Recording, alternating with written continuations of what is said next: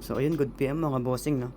So tutorial lang paano i-update tong SSGX002 team ko into Halloween team.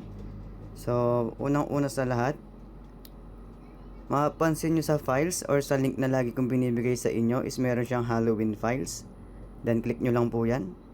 Then download nyo lang po tong 5 na files na to. So bali 1, 2, 3, 4, 5.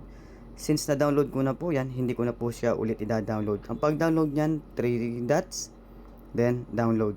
Ganun lang po kasimple.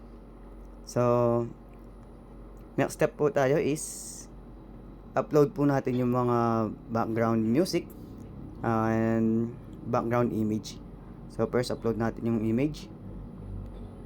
Locate nyo lang po saan napunta yung dinownload yung files, no? Sa akin, nasa download folder lang. Depende yan sa device na gamit nyo. Unang-una sa lahat, hindi ko po handle yung device nyo or cellphone nyo, kaya di ko alam kung saan mapupunta yan. So upload ko lang po itong background na to. Then upload ko itong Halloween banner and isa pang Halloween banner ulit. Ngayon sa case na to, mapapansin nyo meron autoplay MP3 yan. Kung wala, okay lang. Pero kung meron, tanggalin nyo po muna. Remove. Then, upload natin yung dinownload nating bagong autoplay MP3. So, eto. Yan. So, napansin nyo, 4 na yung na-upload natin na files, pero 5 yung dinownload natin. Yung 5 download natin na, yung isa dun is yung footer code lang po. Sa footer code, eto yan, client HTML. First of all, save lang muna natin to kasi kailangan natin to. Copy. Then, save lang natin kung saan yung gustong i-save. So, siguro, isa-save ko na lang siya. Saan? Dito lang. Hindi. Save ko na siya dito sa... Yan, dito ko na siya i-save.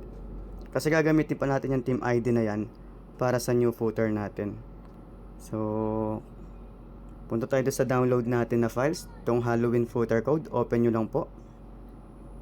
Depende sa inyo saan yung gusto nyo i-open. Ako open ko lang sa may Chrome ko. Then tap and hold po. Select all. Then copy.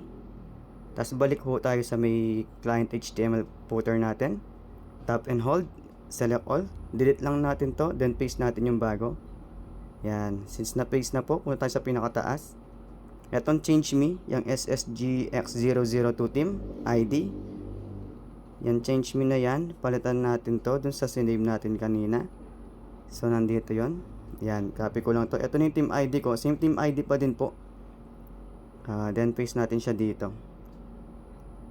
Wait. Paste. Then, save.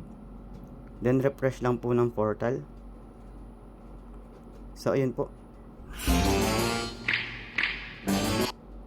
So yun, ganun lang kadali magpalit ng team na bossing or i-update yung team ng SSGX002.